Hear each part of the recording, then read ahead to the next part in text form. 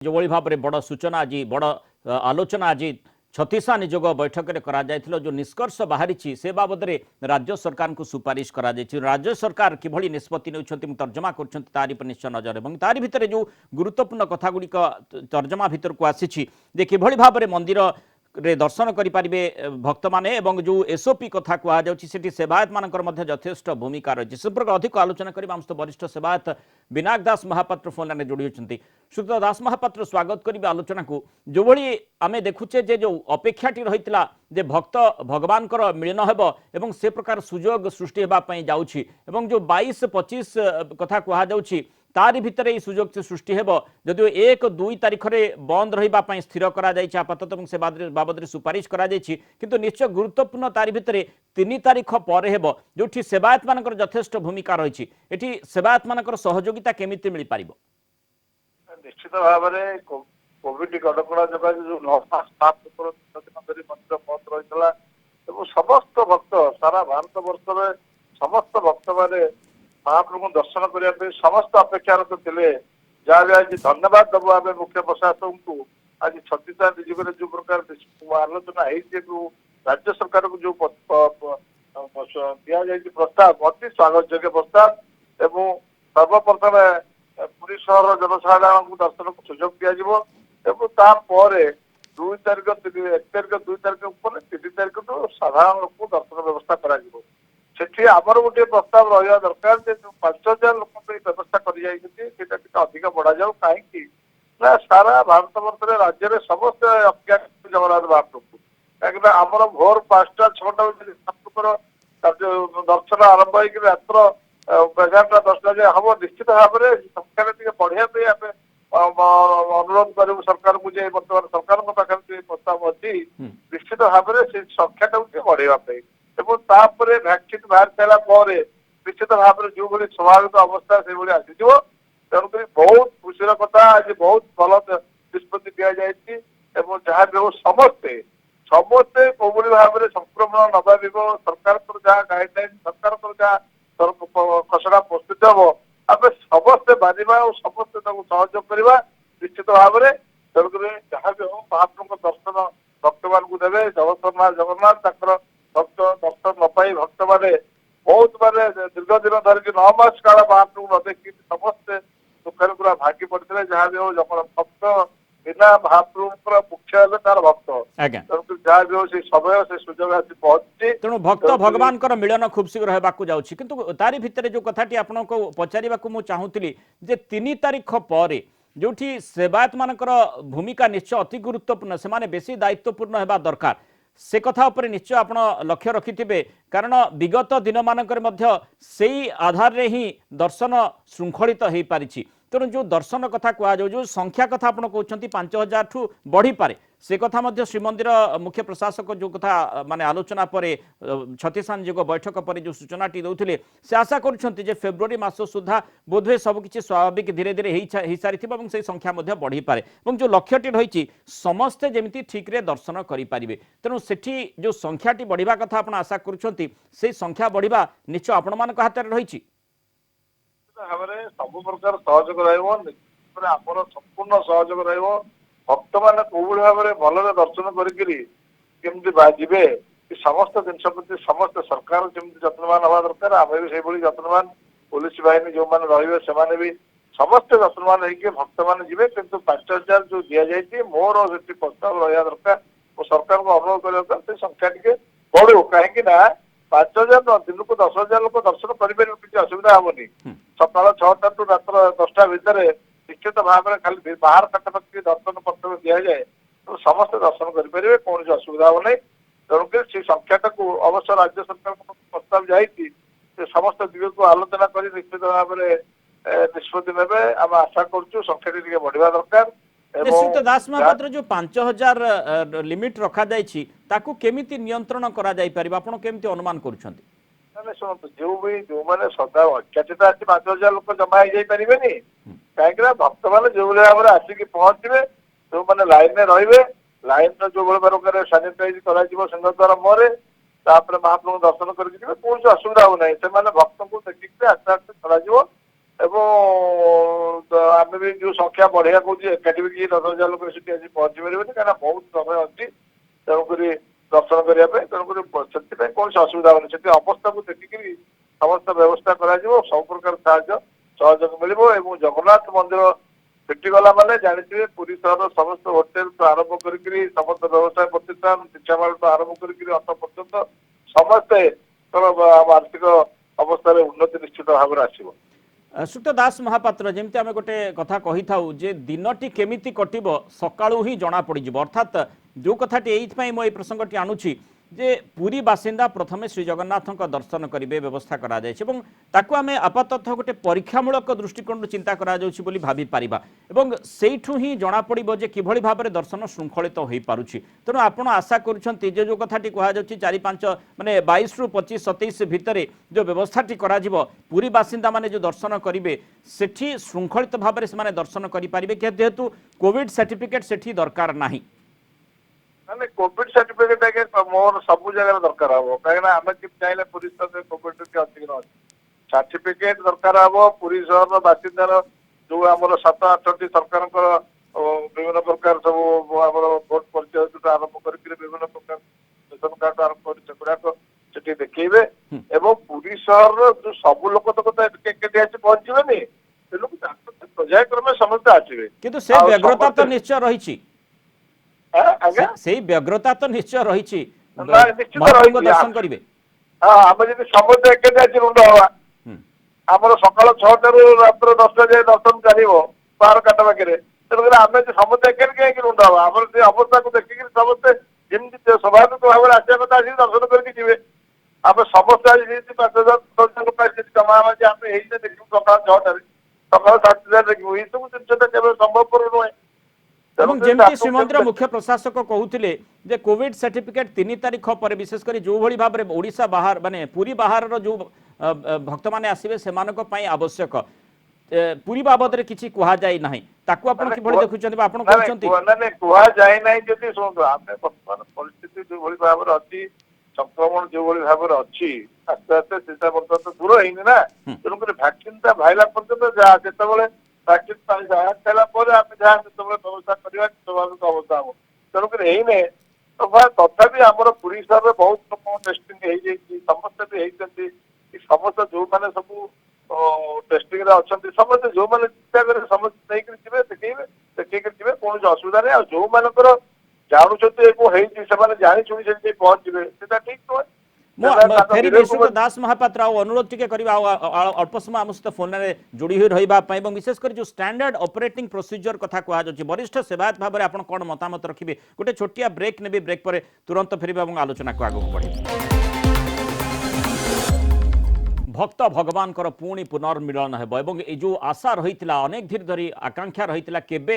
ମନ୍ଦିର ଖୋଲିବ ଏବଂ ଶ୍ରୀ ଜଗନ୍ନାଥଙ୍କ ମନ୍ଦିରରେ ଶ୍ରୀ ଜଗନ୍ନାଥ ମହାପ୍ରଭୁଙ୍କର ଦର୍ଶନ କରିବା ପାଇଁ ସମସ୍ତେ ବ୍ୟଗ୍ରତାର ସହିତ ଅପେକ୍ଷା କରି ରହିଥିଲେ ଏବଂ ଯେଉଁ ପ୍ରକାରର ନିଷ୍ପତ୍ତି ଆଜି ଛତିଶା ନିଯୋଗରେ ନିଆଯାଇଛି, ଯେଉଁ ବୈଠକ ଆଜି ବସିଥିଲା ଗୁରୁତ୍ୱପୂର୍ଣ୍ଣ ବୈଠକ ଏବଂ ତା ସେ ବାବଦରେ ଯେଉଁ ସୂଚନା ଦେଇଛନ୍ତି ଶ୍ରୀମନ୍ଦିର ମୁଖ୍ୟ ପ୍ରଶାସକ, ତାରି ଭିତରେ ଅତି ଗୁରୁତ୍ୱପୂର୍ଣ୍ଣ କଥା ହେଉଛି ଯେ 22 ରୁ 25 ତାରିଖ ଭିତରେ ପ୍ରାଥମିକ ପର୍ଯ୍ୟାୟରେ ଯେଉଁ କଥା କୁହାଯାଉଛି ପୁରୀ ବାସିନ୍ଦାଙ୍କୁ ତା ପରବର୍ତ୍ତୀ ସମୟରେ 3 ତାରିଖ 1-2 ତାରିଖରେ ଜାନୁଆରୀ ବନ୍ଦ ରହିବ, ଶ୍ରୀମନ୍ଦିରରେ ଦର୍ଶନ କେହି କରିପାରିବେ ନାହିଁ ଏବଂ ତାପରେ 3 ତାରିଖରୁ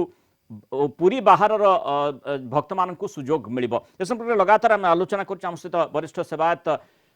ବିନାୟକ ଦାସ ମହାପାତ୍ର ଫୋନ୍ ଲାଇନରେ ଯୋଡ଼ି ହୋଇଛନ୍ତି। ସୁତ ଦାସ ମହାପାତ୍ର, ଯେମିତି ଆମେ ଆଲୋଚନା କରୁଥିଲେ ଯେଉଁ ଗୋଟାଟି ଭିତରେ ଚର୍ଚ୍ଚା ଭିତରକୁ ଆସିଛି ଯେଉଁ ଷ୍ଟାଣ୍ଡାର୍ଡ ଅପରେଟିଂ ପ୍ରୋସିଜିଓର ଗୋଟେ ଏସ୍ଓପି ସ୍ଥିର କରାଯିବ ଏବଂ ଏସ୍ଓପି ଆଧାରରେ ଦର୍ଶନ ସମସ୍ତେ କରିପାରିବେ। ବିଶେଷ କରି ଏ କଥାଟି 3 ତାରିଖରୁ पूरा फुल दम्रे लगे दरकार, ताकू माने तार प्रक्रियाटी ता पूर्व प्रस्तुत होगा दरकार। तेणु से एसओपी किभली भाव में हो पार आप आशा करती? आम आशा करूँ सरकार जो एसओपी एवं जो प्रस्तुति खसड़ा करेंगे निश्चित भाव में सेटा कोविड गाइडलाइन अनुसार हम एवं कोविड गाइडलाइन टा जो भाव में हम जो जो आम संख्या देते 5,000 ताठू अधिक बढ़ाया आम कहूँ से भाव में कौ समय कौ समय दर्शन रही भाव में भक्त आसवे से भाव में भाव में प्रचार प्रसार भाव में हवा दरकार और से भाव में लोक आसिक पहुंच दर्शन करेंगे। आमे ଆସିଗଲା ମାତ୍ରେ ଆଗ ପହଞ୍ଚିକିରି ସାଙ୍ଗୁ ସାଙ୍ଗୁ ହଜାର ହଜାର ସଂଖ୍ୟାରେ ଆସିକିରି ଦେଉଳ ଦ୍ୱାର ପରେ ଜମା ହେଇକିରି କହିବା ଆମେ ଦର୍ଶନ କରିବୁ, ଆଉ ଏଇଟା ଠିକ ହବ ନାହିଁ। କାହିଁକି ନା ସେଥିପାଇଁ ରାଜ୍ୟ ସରକାରଙ୍କୁ ପ୍ରସ୍ତାବ ଦିଆଯାଇଛି ଏସବୁଟା ସିଏ ନିଜେ ନିଷ୍ପତ୍ତି କରିବେ ଏବଂ ପ୍ରସ୍ତୁତି ଖସଡ଼ା ସିଏ ନିଷ୍ପତ୍ତି କରିବେ ଏବଂ ସମସ୍ତ ଦିଗକୁ ଅନୁଧ୍ୟାନ କରି ସେ ପ୍ରସ୍ତୁତି ଖସଡ଼ା କରାଯିବ, ଯେମିତି ଭକ୍ତମାନଙ୍କର ସେଭଳି ଯାବାରେ ବିଶେଷ ଭାବରେ କୌଣସି ପ୍ରକାର ଅସୁବିଧା ହେବ ନାହିଁ, ଭକ୍ତମାନେ ଭଲରେ ଯାଇପାରିବେ, ଦର୍ଶନ କରିପାରିବେ, କୋଭିଡ କଟକଣା ତାଙ୍କର ରହିବ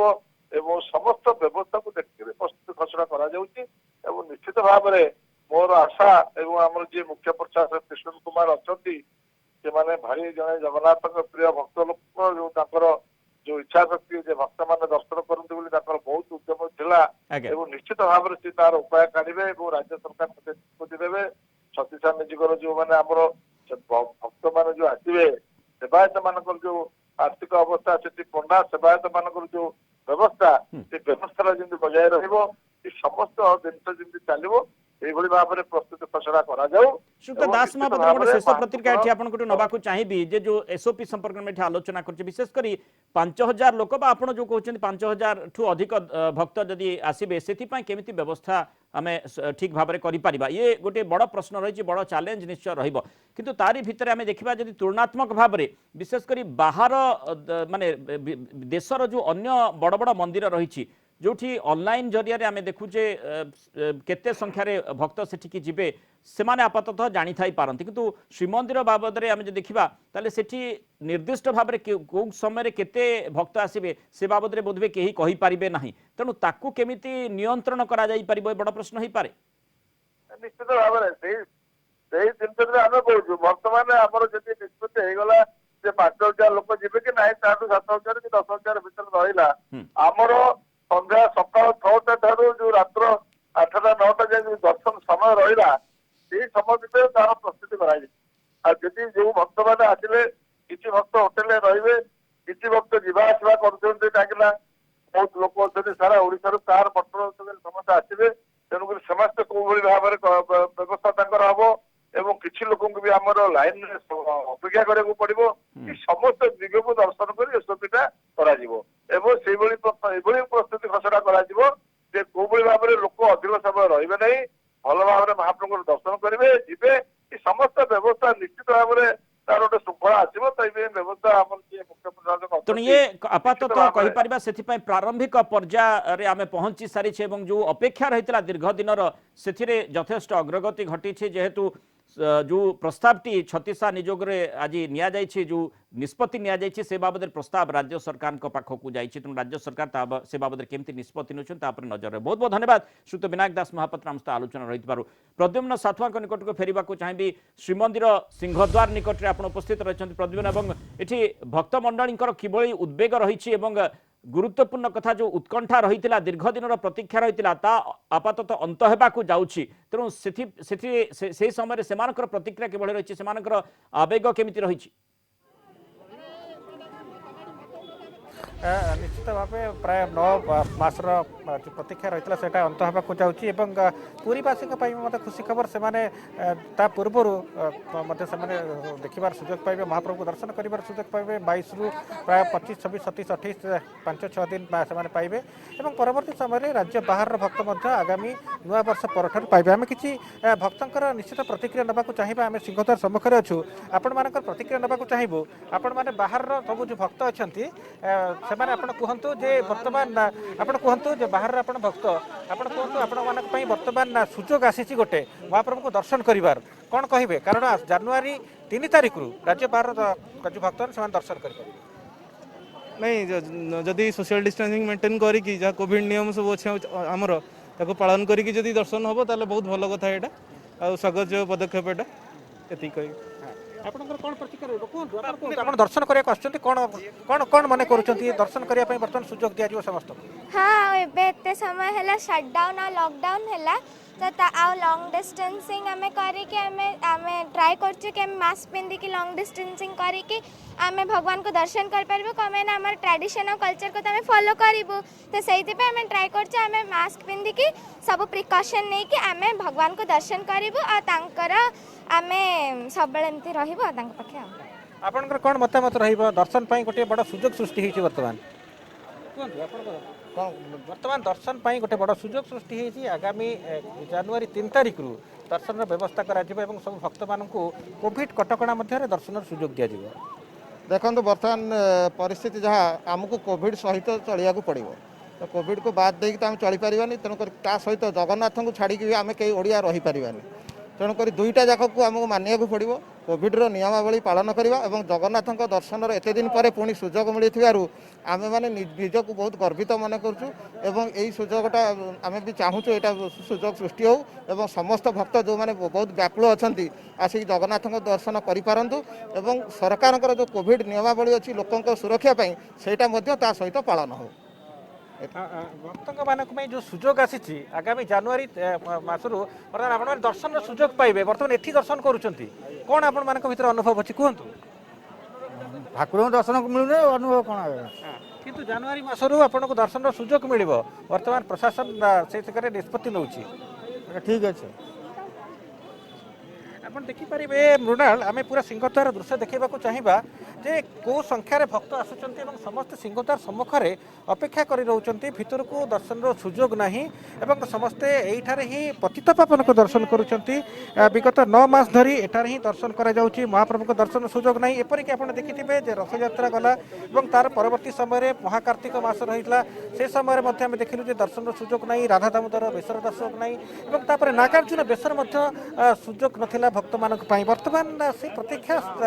ଅନ୍ତ ଘଟିଛି ଏବଂ ଯେଉଁ ଭକ୍ତମାନେ ଆସୁଛନ୍ତି ପୁରୀକୁ ସେମାନେ ନିଶ୍ଚିତ ପାଇଁ ତାଙ୍କ ପାଇଁ ଗୋଟେ ବଡ଼ ବଡ଼ ପ୍ରଦ୍ୟୁମ୍ନ ତାରି ଭିତରେ ଗୋଟେ ବଡ଼ ନିଶ୍ଚୟ ପ୍ରଶ୍ନ ରହିବ ଯେ ଯେଉଁଭଳି ଭାବରେ ଆମେ ଦେଖୁଛୁ ଶ୍ରୀମନ୍ଦିର ସିଂହଦ୍ୱାର ସାମ୍ନାରେ ଯେଉଁ ଚିତ୍ରଟି ଆପଣ ଦେଖାଉଛନ୍ତି ସେଥିରେ ଅନେକ ଲୋକ ରହିଛନ୍ତି, ଅନେକ ଭକ୍ତ ରହିଛନ୍ତି ଯେଉଁମାନେ ଆବେଗର ସହିତ ଆସିଛନ୍ତି ଯେ ଶ୍ରୀ ଜଗନ୍ନାଥଙ୍କର ମାନେ ପତିତପାବନଙ୍କର ଦର୍ଶନ କରିପାରିବ ଅତି କମ୍ରେ। ତେଣୁ ଏଇ ଯେଉଁ ଆଗ୍ରହ ରହିଛି ଏବଂ ଯେଉଁ ପ୍ରକାର ଗହଳି ସେଠି ପରିଲକ୍ଷିତ ହେଉଛି ଆଗାମୀ ଦିନରେ ନିଶ୍ଚୟ ଯେଉଁ ସମୟରେ ପୁରୀ ବାସିନ୍ଦାଙ୍କୁ ସୁଯୋଗ ମିଳିବ ବୋଲି କୁହାଯାଉଛି 22 ରୁ 25 ତାରିଖ ଭିତରେ ଏବଂ ତା ପରବର୍ତ୍ତୀ ସମୟରେ 3 ତାରିଖରେ ଯେତେବେଳେ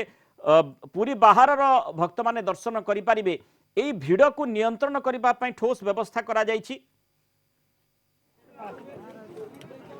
ଦେଖନ୍ତୁ ମ୍ୟାଡ଼ାମ୍, ଆମେ ପୁରାପୁରି ସେ ଦୃଶ୍ୟ ମୋତେ ଦେଖାଇବା। ଆମେ ଗତ କିଛି ଦିନ ଧରି ଦେଖି ଆସୁଛୁ ଏ ହେଉଛି ଯେଉଁ ପ୍ରବେଶ କରିବାର ଯେଉଁ ସାମିଆନା କରାଯାଇଛି ସେଠି ଆପଣ ଦେଖିବେ ଯେ 2-3ଟି ଭାଗ କରାଯିବ ତାକୁ, ଯାହା ଆମକୁ ପ୍ରାରମ୍ଭିକ ଭାବରେ ସୂଚନା ଦିଆଯାଇଛି। ଯେଉଁମାନେ ପୁରୀ ବାସିନ୍ଦା ହୁଅନ୍ତୁ ସେମାନେ ଆସିବେ ଗୋଟିଏ ପଟେ ଏବଂ ଅନ୍ୟ ପଟେ ପୁରୀ ବାହାରର ବାସିନ୍ଦା ସେମାନଙ୍କ ପାଇଁ ସୁଯୋଗ ଦିଆଯିବ ଏବଂ ପରବର୍ତ୍ତୀ ସମୟରେ ଯେଉଁମାନେ ସବୁ ବୟୋବୃଦ୍ଧ ଅଛନ୍ତି, ଯେଉଁମାନେ ଦର୍ଶନ କରିବାକୁ ଦୀର୍ଘ ସମୟ ଧରି ଠିଆ ହୋଇପାରିବ ନାହିଁ ତାଙ୍କ ପାଇଁ ମଧ୍ୟ ନିଶ୍ଚିତ ଭାବେ ଆଉ ଗୋଟିଏ ରାସ୍ତା କରାଯିବ ଏବଂ ଆମେ ଦେଖୁଛୁ ଯେ ଏସବୁ ନିଷ୍ପତ୍ତି ହେଲା ପରେ ସେ ମଧ୍ୟ ପ୍ରଶାସନ ତରଫରୁ କିଭଳି ଭାବରେ ବର୍ତ୍ତମାନ ସମସ୍ତ ପ୍ରକାର ବ୍ୟବସ୍ଥା କରାଯାଉଛି, ଯାହାଫଳରେ କି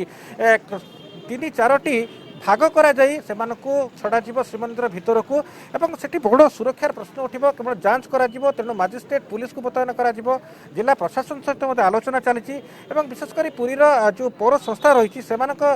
ମଧ୍ୟ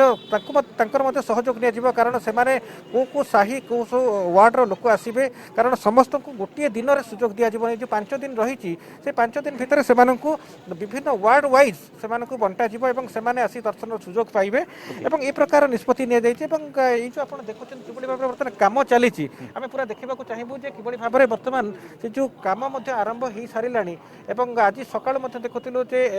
ଯେଉଁଭଳି ଭାବରେ ଯେଉଁ ପ୍ରବେଶର ଦ୍ୱାର ରହିଛି ସିଂହଦ୍ୱାର ରହିବ ଏବଂ ଅନ୍ୟ 3ଟି ଦ୍ୱାରରେ ସେମାନେ ପ୍ରସ୍ଥାନ କରିପାରିବେ ଏବଂ ସେଇ ଅନୁଯାୟୀ ବର୍ତ୍ତମାନ ମାନେ ପ୍ରସ୍ତୁତି ମଧ୍ୟ ସିଂହଦ୍ୱାରରେ ଆରମ୍ଭ ହୋଇସାରିଲାଣି। ମୟୂରଭଞ୍ଜରୁ ଗୋଟିଏ ମନ୍ଦିର ନିକଟରୁ ମୟୂରଭଞ୍ଜ କଳିଙ୍ଗ ଟିଭିର ବ୍ୟୁରୋ ହେଡ୍ ସତ୍ୟଜିତ ସୋମ ସିଧାସଳଖ ଯୋଡ଼ି ହୋଇଛନ୍ତି। ସତ୍ୟଜିତଙ୍କ ନିକଟରେ କିଛି ଦର୍ଶନାର୍ଥୀ ମଧ୍ୟ ରହିଛନ୍ତି ଯେଉଁମାନେ ଦୀର୍ଘ ଦିନ ଧରି ଯେମିତି ଆମେ ଶ୍ରୀମନ୍ଦିର କଥା ଦେଖୁଥିଲେ ସତ୍ୟଜିତ ସେଭଳି ଭାବରେ ଅନ୍ୟ ମନ୍ଦିର ମଧ୍ୟ ଖୋଲିବା ବାବଦରେ ଆଲୋଚନା କରାଯାଇପାରେ ଏବଂ ଯେତେବେଳେ ଶ୍ରୀମନ୍ଦିର ଖୋଲିବା ବାବଦରେ ଛତିଶା ନିଯୋଗରେ ନିଷ୍ପତ୍ତି ନିଆଯାଇଛି ଯେଉଁ ଆଧାରରେ ସୁପାରିଶ ମଧ୍ୟ ରାଜ୍ୟ ସରକାରଙ୍କ ନିକଟକୁ କରାଯାଇଛି, ତେଣୁ ଏ ପ୍ରକାରର ଯେଉଁ ସୂଚନା ରହିଛି ସେ ସୂଚନା ନିଶ୍ଚୟ ଯେଉଁମାନେ ଶ୍ରଦ୍ଧାଳୁ ରହିଛନ୍ତି ସେମାନଙ୍କୁ ଗୋଟେ ଭଲ ଦିଶା ଆଡ଼କୁ ଭଲ ଦିଗ ଆଡ଼କୁ ନେଇଯିବ ଯେ ବୋଧହୁଏ ଖୁବ୍ ଶୀଘ୍ର ସେମାନଙ୍କ ନିକଟରେ ଥିବା ମନ୍ଦିର ବି ଖୋଲିବ। ନିଶ୍ଚିତ ରୂପେ ଦେଖନ୍ତୁ ମୃଣାଳ, ପ୍ରଥମେ ତ ଆମେ କହିପାରିବା ଯେଉଁ ନିଷ୍ପତ୍ତି ଆଜି ନିଆଯାଇଛି ତାହା ନିଶ୍ଚିତ ଜଗନ୍ନାଥ ପ୍ରେମୀଙ୍କ ମଧ୍ୟରେ ସମସ୍ତଙ୍କ ମଧ୍ୟରେ ଏକ ପ୍ରକାର ନୂଆ ଉତ୍ସାହ ପରିଲକ୍ଷିତ ହୋଇଛି। দীর্ঘ দিন ব্যবধান পরে পুଣି দর্শন କରିପାରିବେ ଶ୍ରୀମନ୍ଦିରରେ। ତେବେ ଆମେ କହିପାରିବା କେବଳ ଶ୍ରୀମନ୍ଦିର କାହିଁକି ଦ୍ୱିତୀୟ ଶ୍ରୀକ୍ଷେତ୍ର ବାରିପଦାରେ ଆମେ ଛିଡ଼ା ହେଇଛୁ, ଯାହାକୁ କୁହାଯାଏ କି ଦ୍ୱିତୀୟ ଶ୍ରୀକ୍ଷେତ୍ର ବୋଲି। ଏଠି ମଧ୍ୟ ବିଭିନ୍ନ ସମୟରେ ଦାବି ହୋଇ ଆସୁଥିଲା ମନ୍ଦିର ଖୋଲିବା ପାଇଁ, ସେବାୟତ ସଂଘ ପକ୍ଷରୁ ଦାବି କରି ଆସୁଥିଲେ। ତେବେ କେତେବେଳେ ଘଣ୍ଟ ବଜାଇ ତ କେତେବେଳେ ପ୍ରତୀକ ଧାରଣା ଦେଇ ଏଭଳି ବିଭିନ୍ନ ପ୍ରକାର ପ୍ରତିବାଦ କରିଥିଲେ ସେମାନେ ମନ୍ଦିର ଖୋଲିବାକୁ। ତେବେ ଆଜି ଯୋଉ ଘୋଷଣା କରାଯାଇଛି, ଯାହା ନିଷ୍ପତ୍ତି ନିଆଯାଇଛି କି ଶ୍ରୀମନ୍ଦିର ଖୋଲିବ, ତେବେ ଦ୍ୱିତୀୟ ଶ୍ରୀକ୍ଷେତ୍ର କାହିଁକି ଖୋଲିବନି ତାକୁ ନେଇ ମଧ୍ୟ ପ୍ରଶ୍ନ ଉଠାଇଛନ୍ତି ସେବାୟତ ମାନେ। ତେବେ ଆମେ ଅଛୁ ବାରିପଦା ଦ୍ୱିତୀୟ ଶ୍ରୀକ୍ଷେତ୍ର ଜଗନ୍ନାଥ ମନ୍ଦିରରେ। ଆମ ସହିତ ଅଛନ୍ତି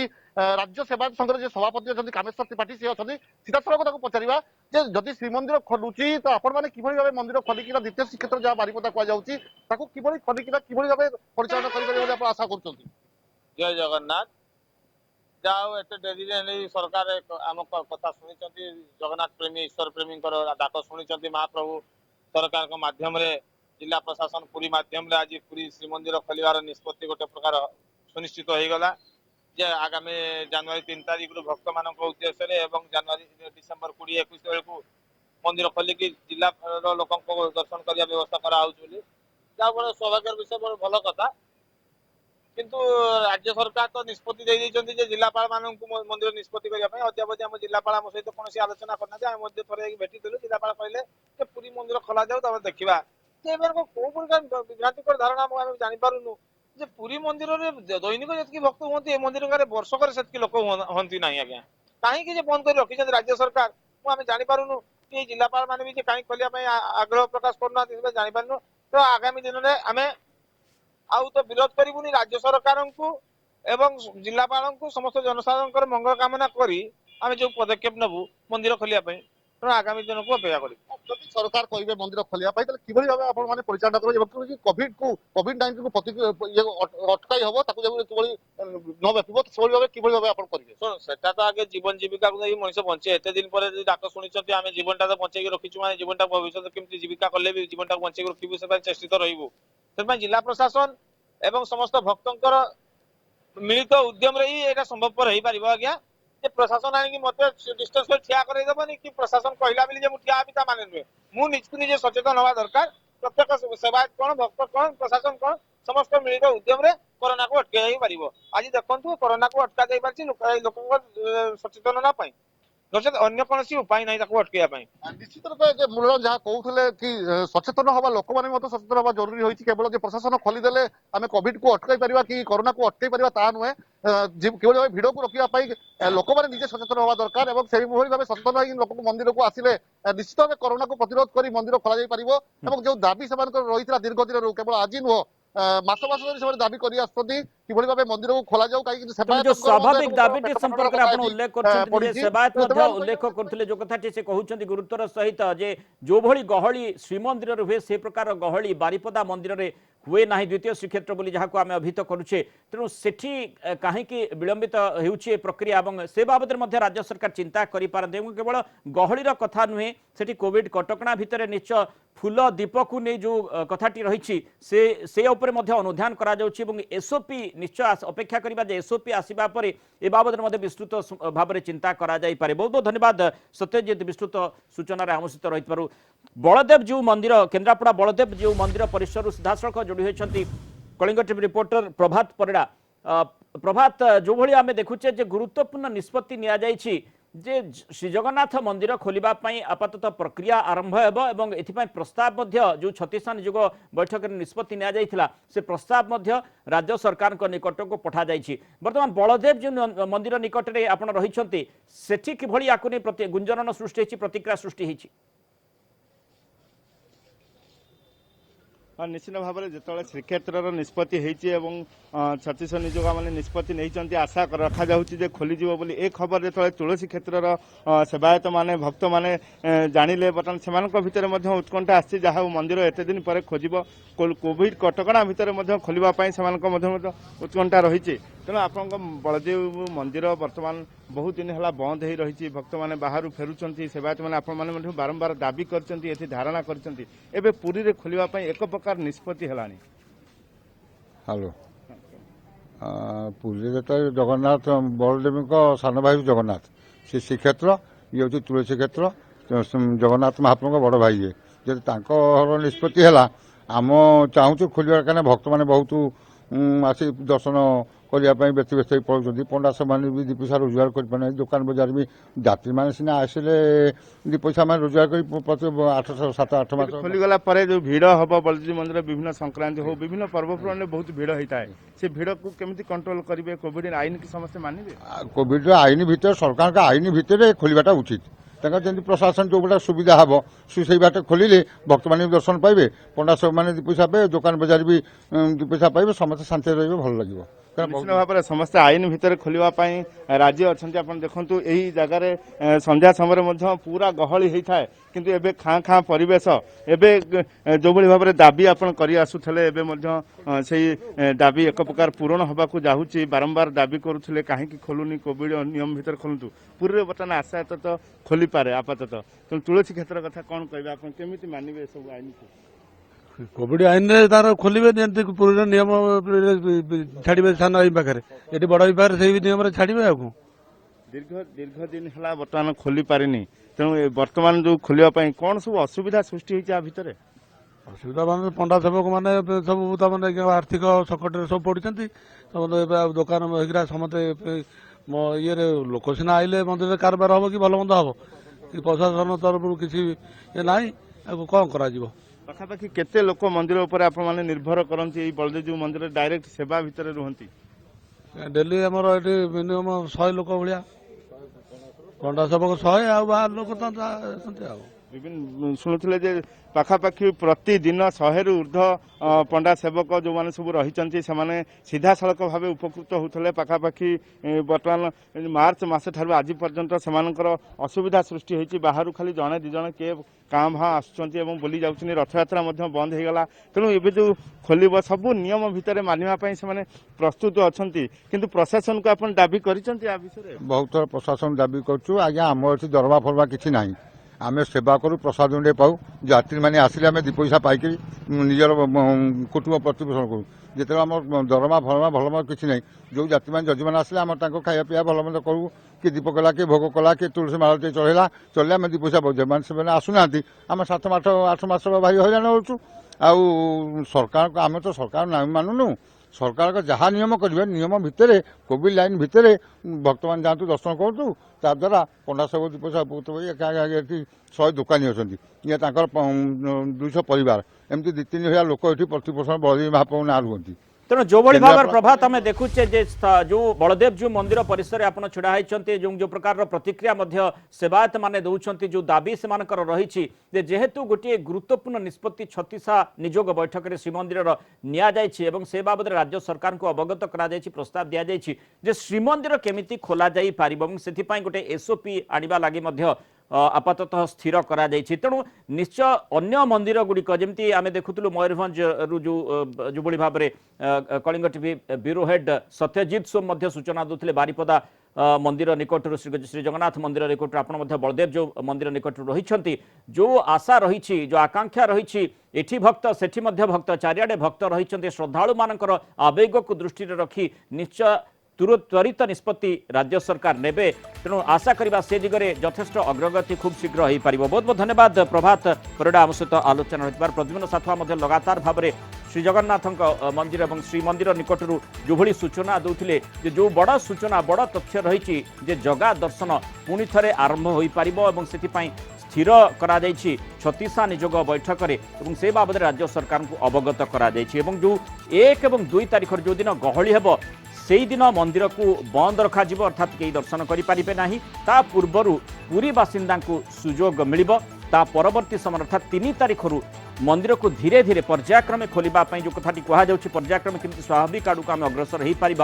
दर्शन को स्वाभाविक कर सेवायत मान यथेष्ट भूमिका रही कर्मचारी मान जो मैंने आई कार्ड सहित आसबे और बाहर जो भक्त मैंने आसबे से कोविड नेगेटिव सर्टिफिकेट नहीं आसवाक ये गोटे गुरुत्वपूर्ण सूचना रही जो सूचना गुड़िक रही जो निष्पत्ति गुड़िक नि बाबद राज्य सरकार को अवगत कर राज्य सरकार ये प्रस्ताव उपर विचार कर खूब शीघ्र ए संपर्क में आईन विभाग पक्ष निष्पत्ति नि स्वास्थ्य विभाग स्थिति को अनुध्यान कर निश्चय त्वरित निष्पत्ति नेब आशा करबा।